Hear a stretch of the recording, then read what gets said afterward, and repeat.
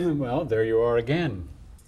This is the sixth session in our series, and we're trying something a little different.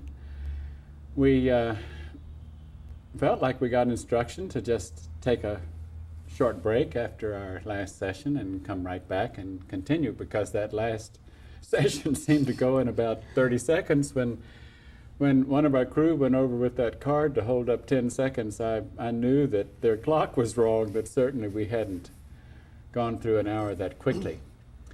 But I'll hope that we're right, that we do have instruction to proceed, and so we're going to dive right in and pick up where we left off. In the few minutes that we did break, a couple of things occurred to me as I thought back on what we discussed toward the end of that session. And I want to dive back into a couple of aspects of our last discussion. One is this, we talked about how the door has to be open only a brief time. And I didn't quite finish the point that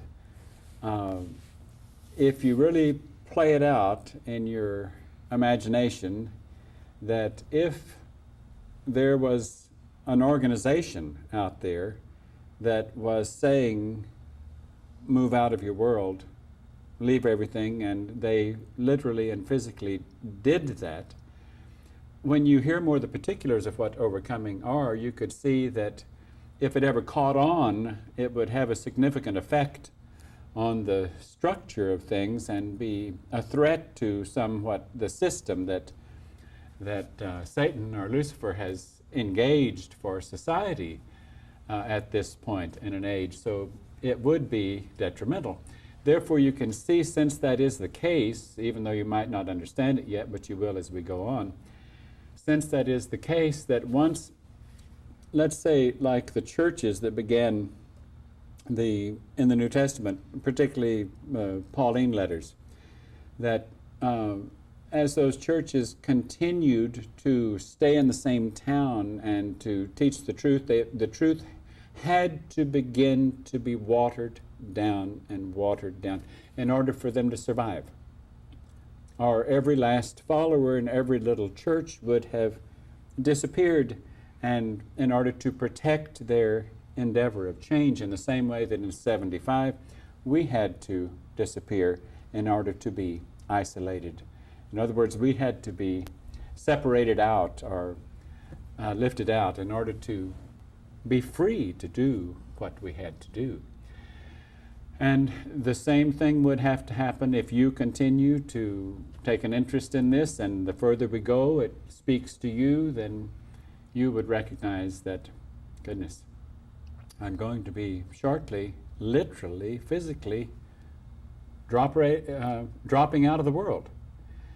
Now, also another point that I mentioned briefly was the martyrdom that occurred 2,000 years ago, and I said it certainly is necessary as an aspect of overcoming, even though the possibility exists. But I feel that I must mention that religions that elevate such things as martyrdom are certainly against our Father's kingdom. Our hope is that if this aspect of the harvest is successful, that we will be able to do it without too much interference. But if the needed interference for us, or I say if it is needed in order to bring us more quickly to where we have to become, in order to be survivable in the kingdom of heaven, then that's the whole issue that counts. Nothing can happen to us, even though from a human point of view, certainly things can happen to us. They could hurt us, they could throw us in jail, they could kill someone. I mean, if it got that violent. Now, hopefully the culture we live in here at the end of the age is a little bit more civilized than that, and will put to test, I'm sure, the freedom of speech and the freedom of religion and the freedom to worship God as you choose, and it will be put to the test again. Even no matter how short the door is open, we're quite aware that that test will be out there again. All right, now on to the question that June asked as we closed out that last hour. Is overcoming a moral issue, or is it a behavioral difference? We talked about how it's not particularly a moral issue, even though some things might be more right than other things because they're less harmful. And in a sense, anything that is behavior not becoming our Father's household, then in a sense it's immoral. It's wrong. But in another sense, it's simply not an acceptable way of life. The lifestyle in the kingdom of heaven has no place for it. It does not exist. Therefore, if it does not exist, then it needs to be fluffed off, or it needs to be overcome. It needs to be risen above. We talked only briefly about consuming, and I'm sure we'll get into that more in our questions. But to look at it once again, overcoming is more, let's say in the kingdom of heaven, for example, since babies do not come in through woman's womb because the members in our Father's kingdom are neither male nor female, and they seem to all be about the same age, then to still have a mindset at reproductive activity or sexuality certainly, or even connecting with the family in that way, that is inappropriate behavior. Therefore, in that sense, it's wrong if you are a potential student, if you are in a position of your growth, if you have come to overcome the world, which I feel that if you're still with us in a positive way, you more than likely have come. And you're probably standing outside that vehicle right now having a hard time with this because everything seemed to be going pretty well until I heard this. Now I can't sleep at night. I'm being shattered. And you're probably more indulgent in everything than you ever were before because you just don't know what's going on. And if that's the case, I'm afraid the earmarks might be there, that you might be marked, so to speak, by our Father's kingdom to be a possible recipient of this. But just because our Father's kingdom gives you that gift doesn't ensure it. You still have to pursue it. You have to exert the labor. You have to survive it. You have to develop the muscle. You have to be the one who makes the choice to continue asking and to move forward step by step. And nearly every lesson in the lesson plan comes with a difficult hurdle to make, a moment of unpleasantness, at least a moment. Nearly every lesson, not all, but many do. Okay, who's next? Sawyer. Well, did you want, in discussing the particulars of overcoming, did you want to start with separateness? Yes, I'd like to go back to separateness. You know, we talked in a previous session about how death is synonymous with misinformation. Truth is life. If you really went to the root meaning of the Hebrew word of death, it would be separation from God. The actual realistic definition of the term as it was intended when the language was created by our Father's kingdom and as members of our Father's kingdom related to those human beings who used the Hebrew language, it meant death meant separation. And separation is, of course, synonymous with overcoming the world. I separate from the world. What we're trying to overcome is separation from our Father's kingdom. We have been separate. Don't forget, what is it that's coming to life here? It's the soul. Where did the soul come from? Planet Earth? No. The soul was created by our Heavenly Father, created by the kingdom of God. It was nurtured by him. It came only from him. So in that sense, every soul that finds its place in his household is returning home, like E.T., wanting to go home. If that soul begins to awaken, it knows, I'm going home, even though I don't remember anything about home. It's been so long, and I've been so tiny and so insignificant, and now I'm going to know what home is like, even though I've been separated. How many thousands of years have I been separated? So, and more than likely, those of you who would choose to separate at this time and let us assist you in your birth, and you're going through this canal, the pangs that you would experience would, and put you on the other side, would be unequal to anything that you have ever experienced before. And you can realistically know that this sounds like we're trying to set you up to feel good about yourself, but it's not really the case. You came from the kingdom of heaven to do this. You have been saved, you've been set aside in our Father's kingdom. You also got a briefing before you left on what you might expect. You got some assistance in picking out a vehicle that you could associate with to some degree, even from inception or conception. And then now that vehicle you have to take over, dominate it. The soul has to come to life. The flesh has to become, in a sense, dead, no voice, just a living mechanism that will permit you to do what you want to do within the bounds of a lesson ground. So, separation from our Father is the number one, top of the list type thing of overcoming. We're trying to destroy separation. We're trying to get back to our Creator, get back to our only real Father. Now, even though our Father's kingdom in this particular age that we're in did associate with, like we've talked about before, the Jews and those who followed Jesus.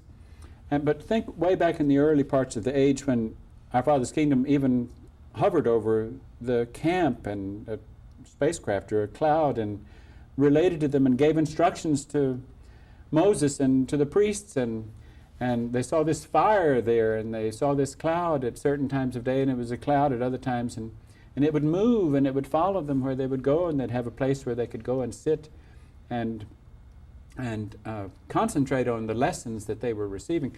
So in a sense, our Father's kingdom actually had a member from that kingdom in a vehicle from that kingdom, nurturing them, taking them through certain lessons. But believe it or not, the human beings that they were associating with very quickly lost sight of the value of that and the importance of that, and wanted their own way. I want this to eat. And he'd say, well, you shouldn't be eating. Well, I'm tired of eating this. I want to eat that. And I need to do this. And so pretty soon the member says, well, I can't tell you what to do. You have to make choices. You're no good to our Father's kingdom if I force you to do something. I can lay before you what would be best for you, but then you have to make the choice. And if you insist on compromising it, then I'll help you even pick your compromise in the least harmful way to you. And so that whole business from Egypt and into the Promised Land and all was just making one compromise after another for the sake of the ones who continued to turn away from the will of the member of our Father's kingdom that was seeing them through that process. Let's go on to our next aspect. June? Well, I think you kind of touched on this, but what about independence, doing what you want to do when you want to do it? Well, I don't feel that I've really touched on it because, boy, is that a booger. If there ever is an influence that's certainly up in the high, hard to overcome area, that's certainly one that's difficult for many individuals. And Lucifer certainly knows how to get a grasp in that one, because that's one of his strong points. That's when he likes to keep you thinking or happy and is doing what you want to do when you want to do it. Once you start in the overcoming process, you don't have that freedom. You have the freedom to walk out the door anytime you want to. But when someone is assigned the task of taking you through a birth canal from the human kingdom into our Father's kingdom, it's not like the one who took the tribes from Egypt into Israel, making compromises because they kept insisting upon it. It's a different timetable. And the member from our Father's kingdom that is a representative associating with you in that transition isn't willing to compromise that much, or does not get instruction to compromise that much. They'll compromise a little and then they tighten the belt again. Because the object is we have a short time to get a long distance.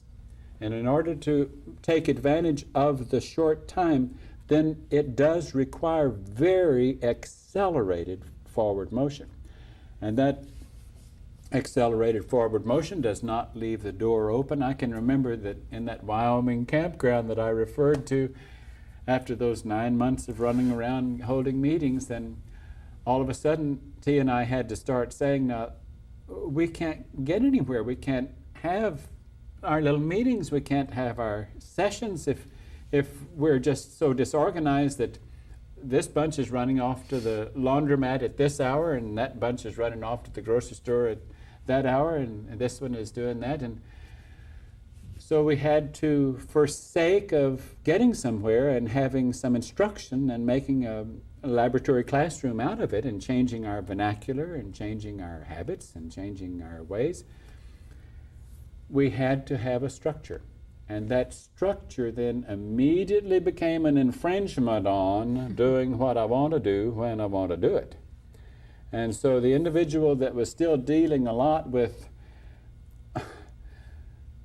I need that pizza.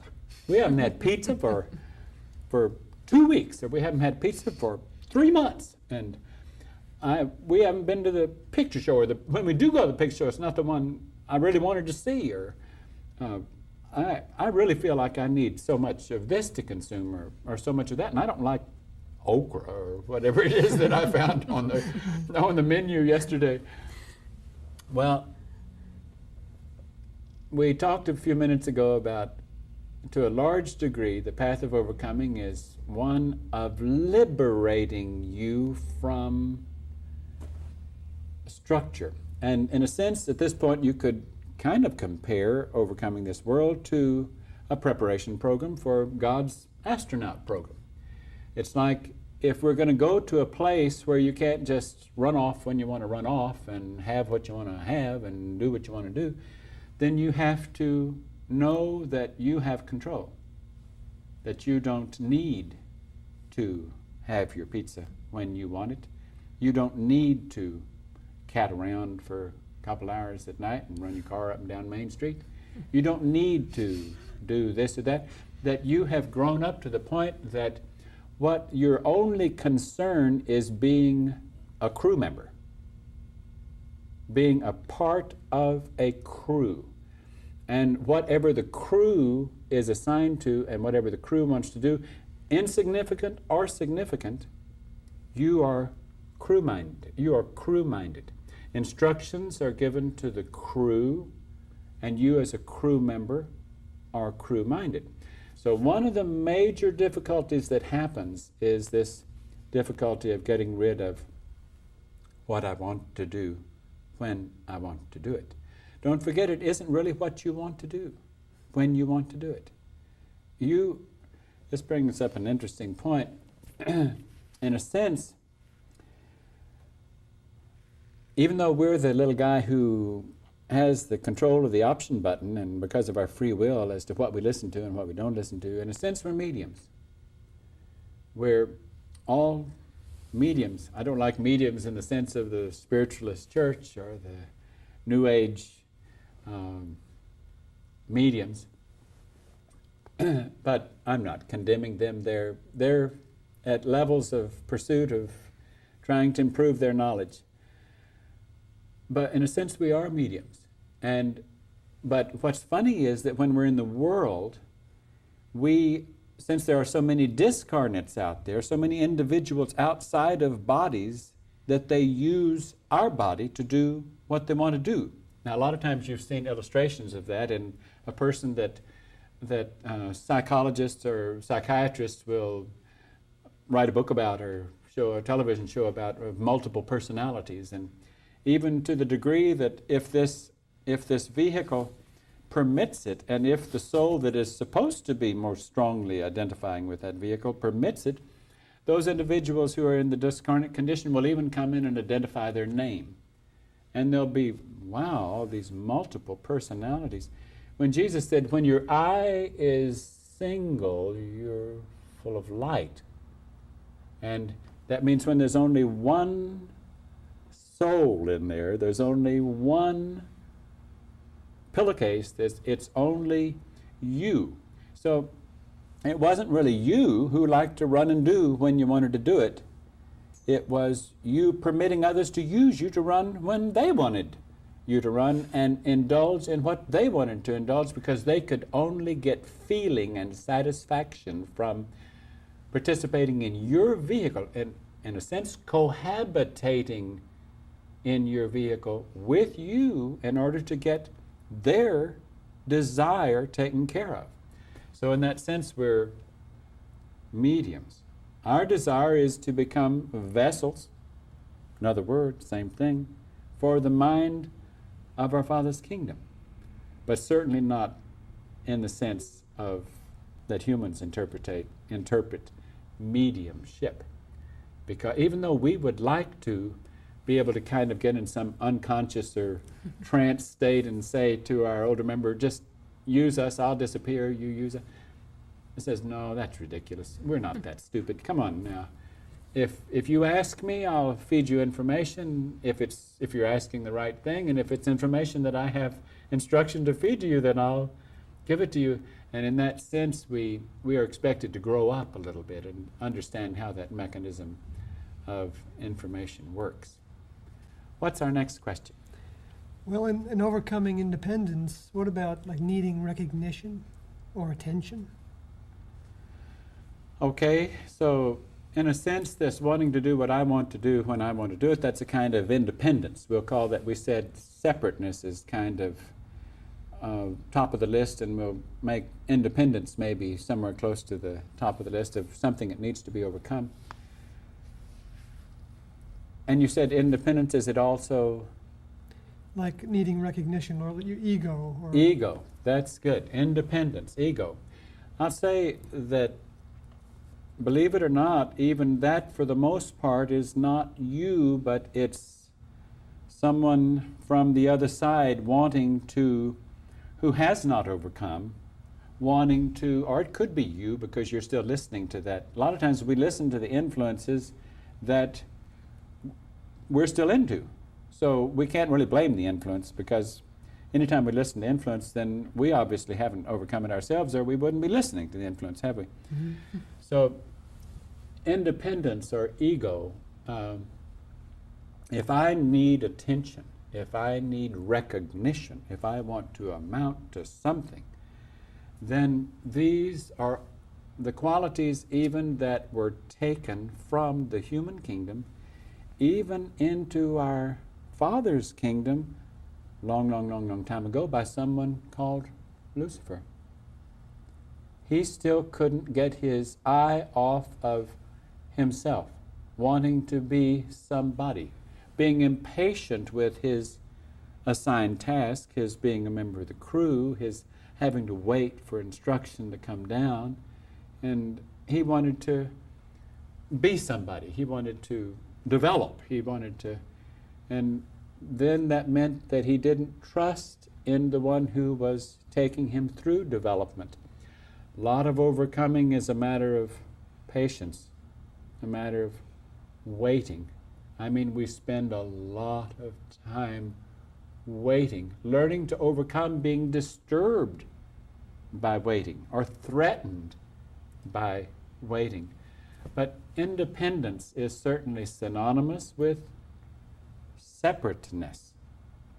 It's certainly synonymous with ego, selfishness, wanting attention, wanting to have identity, wanting to have its own flock, wanting to have its own corporation.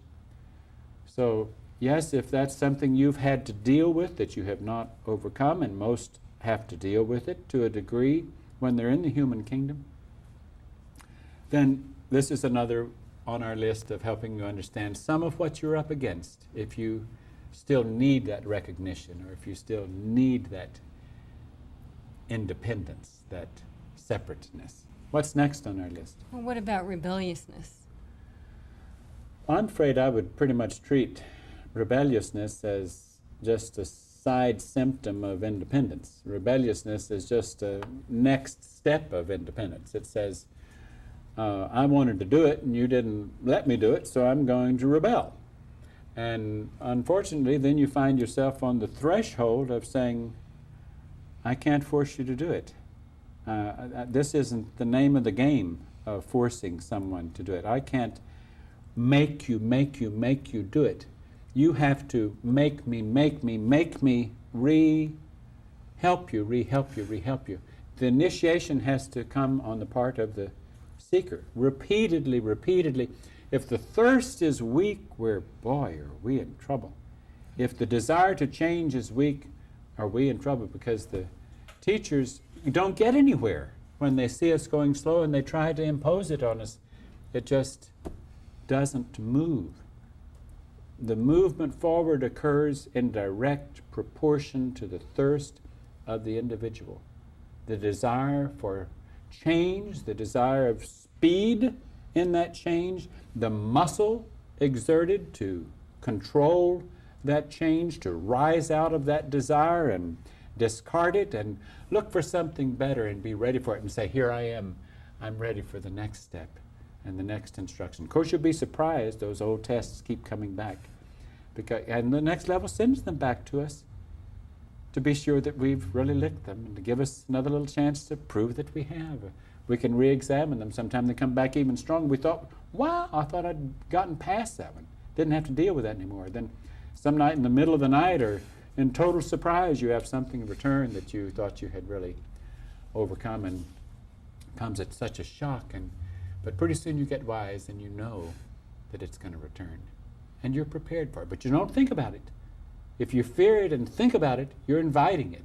So you have to block it. It doesn't exist. Don't even acknowledge it.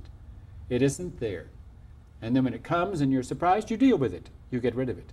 And then you learn to be quicker at dealing with it. Quicker and quicker and quicker. So that, like at first, you might make the mistake of hearing its argument. And then soon you hear less of its argument and less of its argument. And then as you progress, then you even begin to smell it before you can even identify its argument. And you put up a block for it. You put a big old Yale lock on that door before it gets to the door, because you could smell that particular quality or characteristic returning that you had once listened to. What's next on our list? Well, it occurred to me when you were talking about independence that our viewers might not, will they be left void feeling if they get rid of their independent thinking? No, I'm glad you brought that up. Yes, that's good. The more you overcome, the more when you run around in the human world, all of these discarnates that are using you to be their medium, and they're having their own pleasure through you, they also are really making a place for you in the world. I mean, they give you identity. They give you success and career. They for example, it does not mean that if a soul is in a vehicle and that soul very quickly is a child prodigy at the piano, that soul was necessarily a good pianist at a lifetime. That soul may have had just a little bit of piano experience in a previous lifetime, and then a real proficient pianist says, I've found one that has enough proficiency that I think I can hop into, and boy, can we go. And then does that vehicle and that soul get excited, because here comes a pianist in, and this person has developed into just an astounding success as a pianist because he had the needed ingredients for this soul that was not really the one that could have taken possession. Now, actually, any of those souls can take possession if they want to. A lot of them don't really want to take possession. They just want to use. Because once you take possession, then you're responsible for it. And you've also endured running everybody else off. All these other cohabitating influences that were trying to utilize that soul. But that independence thing, like I said, really wasn't independence. It was these other influences, these other discarnates, using you to accomplish what they wanted to accomplish. So to answer Sawyer's question, as you run those guys off, you begin to lose your talents. You begin to lose your identity. Everyone arrives at a condition where they say, I just don't even know who I am anymore. I've just lost everything. And even though that can seem so traumatic to them, it's the best place they can find themselves. Because at that point they can turn right around and say, I must be succeeding in this task of overcoming. What do I want to be? I want to be putty.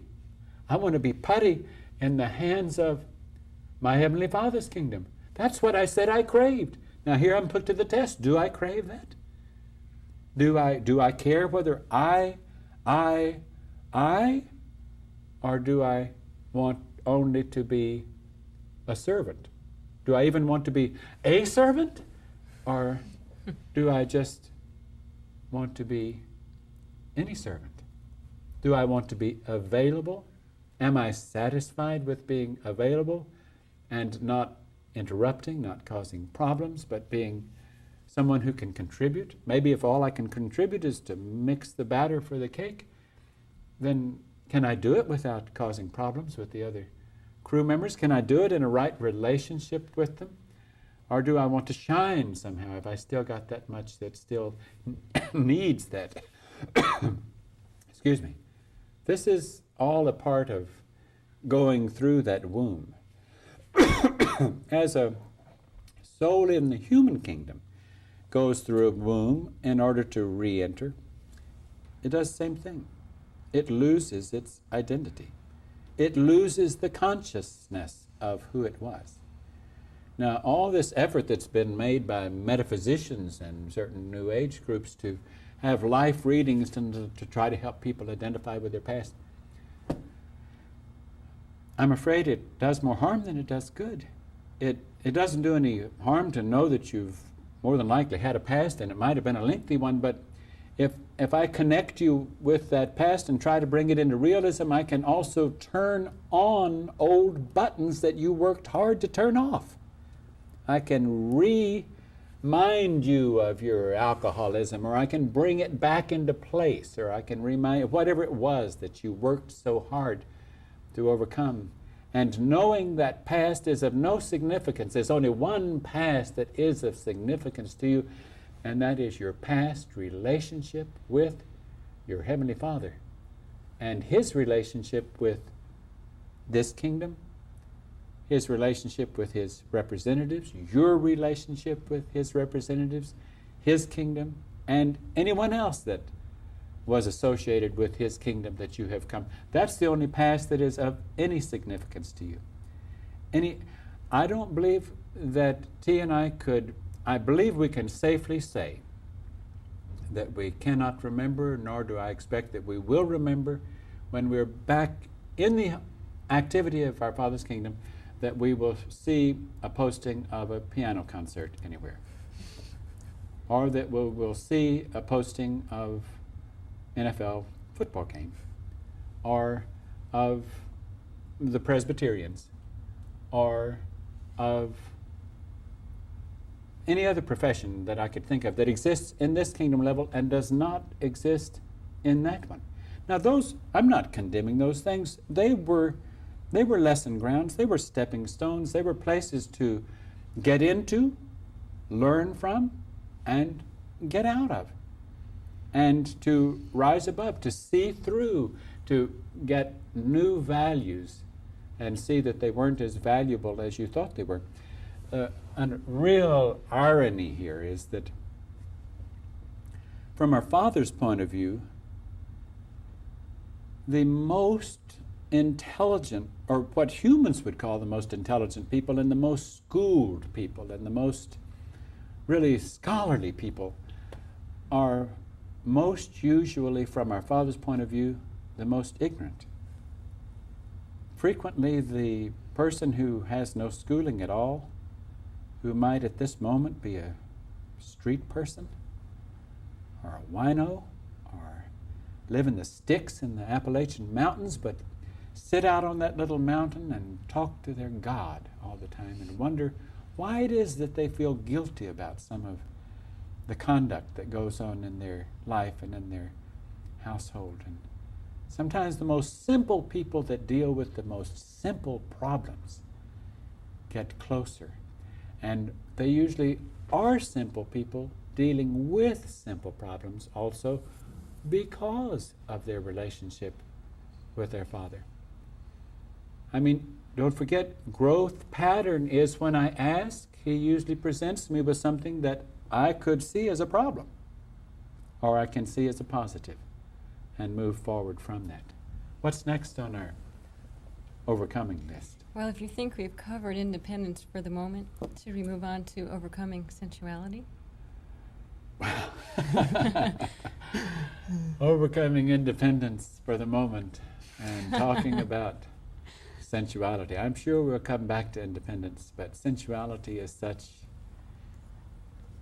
a big, big picture, and it is so separate from our Father's kingdom. It is so inappropriate for our Father's kingdom because, as we have discussed, not only the reproductive system is not existent in our Father's kingdom.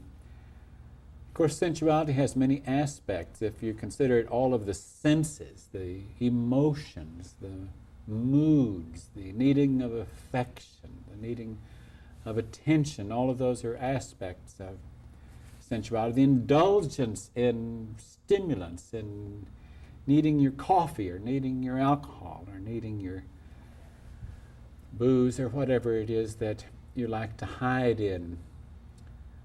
But let's narrow sensuality down for a few minutes to sexuality, because it's certainly as major an issue for humans, if not the area that Satan works the hardest to keep you addicted to. I don't know of a human that isn't addicted to sensuality and sexuality. Of course, if they weren't, they wouldn't be a human, so I'm pretty safe in saying that. But now, I must in all fairness say that I'll question what I just said, because there might be certainly some monks and nuns and hermits and ones who, even in all kinds of different religions, who keep that intact. I have to talk about something here for a moment that's I feel is abominable to the kingdom of heaven. You know, I've even read of groups that are pretty esoteric, pretty hidden, like certain Essene groups and certain monastic orders and certain isolated religions that would even go so far as to stimulate their sexuality, as if by stimulating their sexuality it somehow or other sent that energy force, that kundalini, that into the brain, and caused capacity for enlightenment to offer itself in development. That's a counterfeit of the truth. It is true that as you restrict yourself and you separate from sensuality and sexuality, and as you close that door totally, and those hormones stop acting in your vehicle, and even when they act, you don't hear them, and you don't give in to them in the least. It is true that then you move into a greater capacity for higher knowledge and higher understanding and more muscle and more strength to deal with things other than sensuality and sexuality.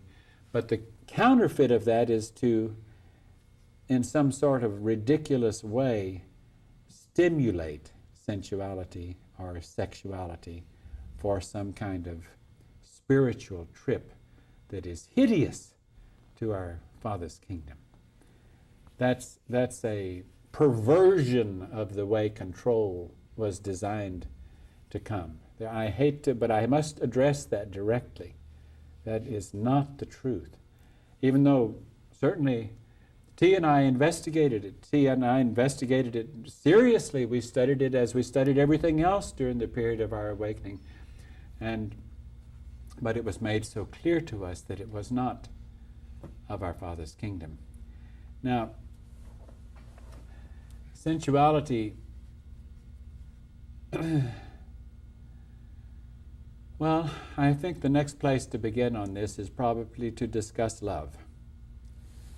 Because Satan has humans confuse love with sexuality. And love in our Father's house has no relationship with sexuality. One illustration that was given to us once to think about was, if you're from my Father's house, you cannot imagine yourself in a position of being in the act of sexuality in full broad daylight, and while in the act look up at your Heavenly Father and say, I know that I am only expressing your love. Now, when you become a candidate for our Father's kingdom, in a sense, our Father then begins to put your eyes focused on His kingdom and says, I'm a jealous God. It's now time for you. For a period of time, you might have thought you loved me more than you loved those other things, but if you're going to get into my house, you have to love only me. You can't love anything else out there. You love only me. I don't have sex, He says. I'm not a sexual creature. I don't even have the plumbing for it. We don't do that kind of thing. Therefore, it's obviously not an expression of love as far as I'm concerned.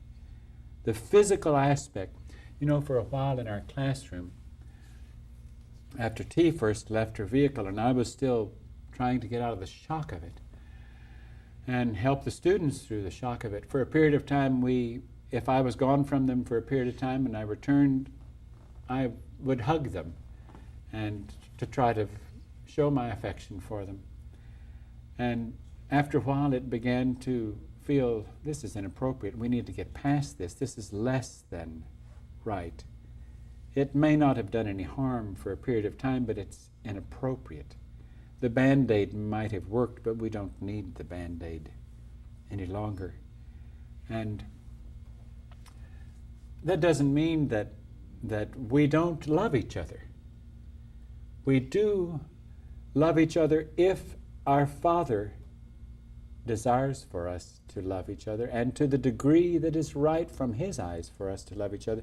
But we don't love each other certainly in any physical nature where we need to touch, or we need to hold hands, or we need to hug, or we need to kiss. We don't need those things. And it's safer to avoid them during this certainly more advanced position of overcoming, because we might innocently re-trigger something if they were permitted to engage in touching or hugging or even kissing on the cheek, that it would re-engage something that worked very hard to overcome. So we certainly don't want to re-engage an old addiction. And withdrawing from the drug of sexuality and sensuality is as difficult a withdrawal, if not more difficult, than any other withdrawal. it's tough. And Satan keeps sending it back again and again and again to test you, because those hormones keep being stimulated even by things that you might consume, or by a commercial that you might see on television. I mean, this day and time, it's toothpaste to trousers. Everything is done based upon the sexual appeal of something. There's hardly a commercial that you can see that isn't based on sexual appeal. So sensuality has so many aspects to it. But remember, since it is not a behavior that even exists in our Father's kingdom, then therefore to someone who's trying to get from here to there, it's something we have to go through the withdrawal of, we have to overcome, we have to rise above, we have to have in control, and we get help having it in control. We don't need to fall off the wagon. We learn not even to listen to it. We learn to quickly turn our head. If a magazine would catch our eye in a supermarket and it had pictures on it that would have triggered the vehicle in a previous time, then we quickly don't see it. If a television show or a movie, if there's a moment of, it's almost as if a movie doesn't even hit the sale. It can hardly hit the marketplace if it doesn't have certain amount of scenes in it of sensuality or sexuality. And if you've really advanced in the process of overcoming, you're very sensitive to those vibrations, and you're very uncomfortable with those vibrations. And you have to quickly you don't need to stand up and wave a flag or, shout at the audience and say, "Oh, turn that film off." But you certainly need to control and not have control of your eyes, not let it see it, not let it even see it internally. When Jesus said, if someone looks upon someone lustfully, they've committed the act. There's no difference. So if we do that act even in our head, we certainly haven't overcome the act. We might have taken one step. We're not doing the act physically, but that's just one step. When we don't even permit those thoughts, those images to come into our head. So it's a big item. It's a major item. It has many, many facets and many lessons. Now, I've mentioned things like movies and magazines and the fact that we don't just go where we want to, when we want to go. And you could think that we live a pretty sterile existence, and it's only as sterile as we like it. But and I don't mean for you to misunderstand that, but we view a lot of television. We go to movies. We have a lot of variety in the things that we consume. We have a lot of times to sit and have lessons and meetings, even when we're broken into separate groups in different places. We have all kinds of things given to us that serve as the vehicle for our lessons. Now, it's true that if we had to deal with a lot of restlessness, then we have to get control of that. We have books to read. We have not only Bibles, but we have all kinds of books to read, and just about everything that you can think of, but certainly not things that would trigger or turn on old things that we're working so hard to overcome. Even though some of the books that we might have some pages in it of that, is the same as when different ones in the class will climb in a vehicle and go to the movie. They know that they can see that movie and they can turn off that scene. But they also do censor the movie to the degree that if the movie has too much of that in it, they consider it off their list. They don't want to see it. It's not worth it to them. But, while I'm thinking about a movie, I have to bring up that the class recently saw the movie Hook. And it was interesting that, and of course Hook represents the evil, or Satan, and Peter Pan represented the good guy. And when Hook had Peter's rightful son in his presence, he wanted really to see if he couldn't get Peter's children to see him as father and to imitate him. He didn't have much success with Peter's daughter. She couldn't quite stop doing anything but missing Peter. But with the son for a while, because the son didn't really understand much about Peter as his father, the son for a while bought into Hook because Hook gave him so much attention and elevated him so, as does Satan.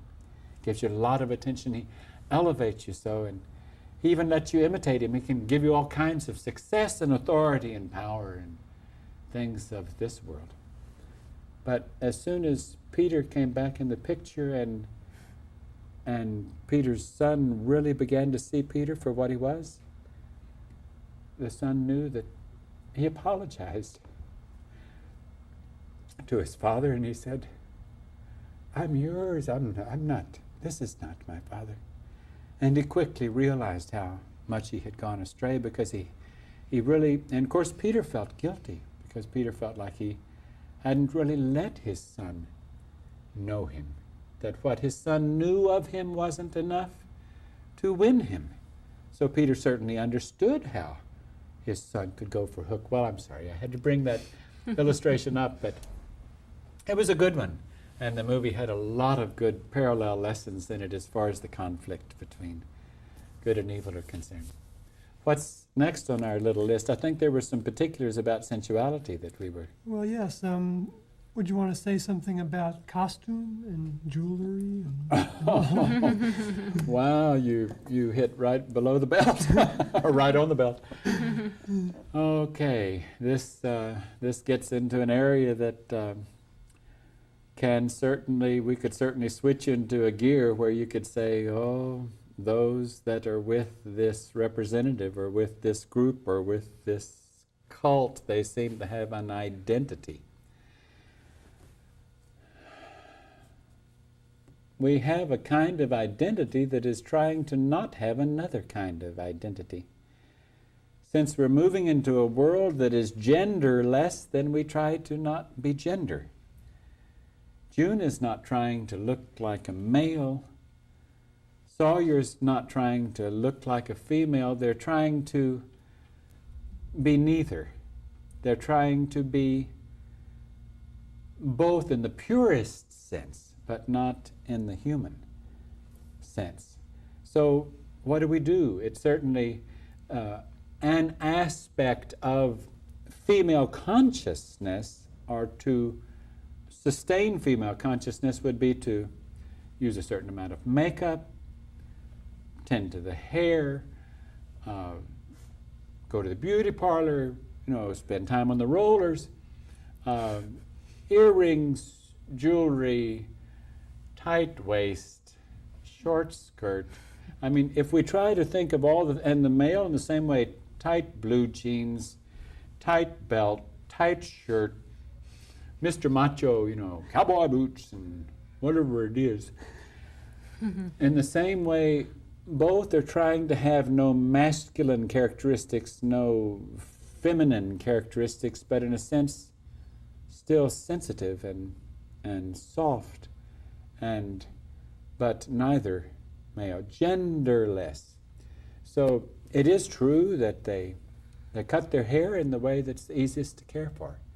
They also cut their hair so they don't have to go to the human beauty parlor. They can have their own barbershop, right, and wherever they are existing. And so the class members, they cut each other's hair, and some are assigned the task of barbering because they do less butchering process than the others. So even though whenever I'm with them, I question, who did that?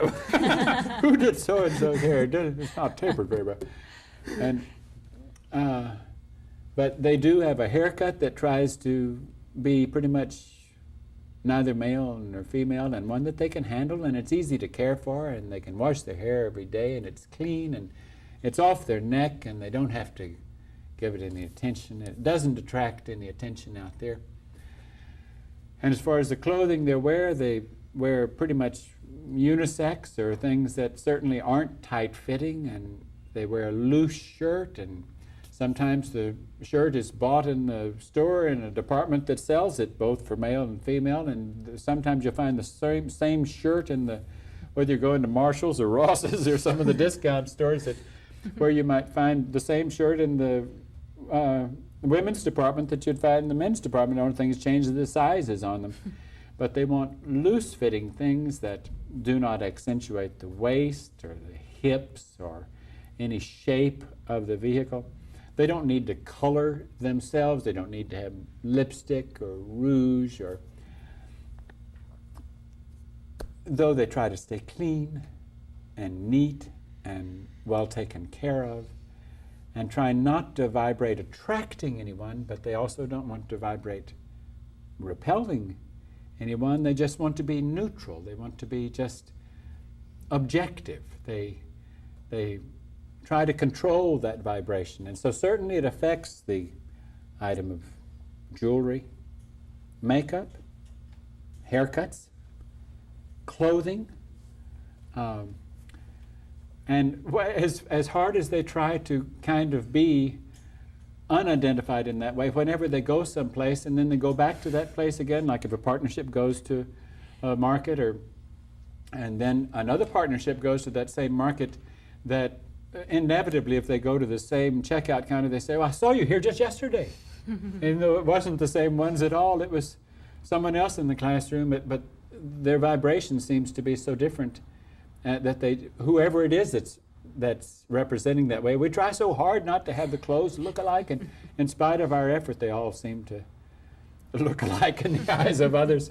And so we try to work hard at not doing that, or at least knowing that that possibility exists. But you have to examine. You have to say, well, do I need to cling to my femininity?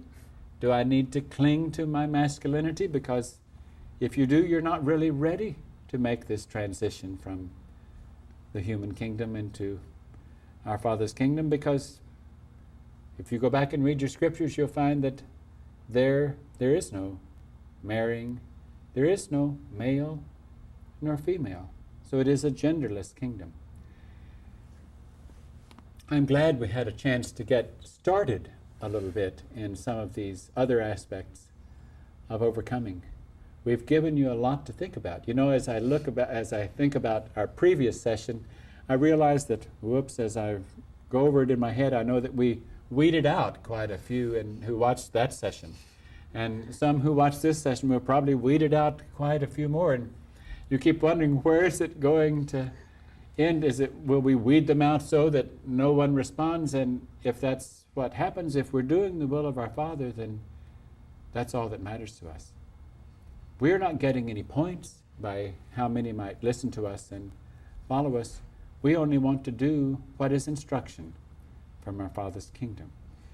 I see those cards, and that last one said 10 seconds, and that one now says 5. And we'll see you in our next session, and we're glad that we're here.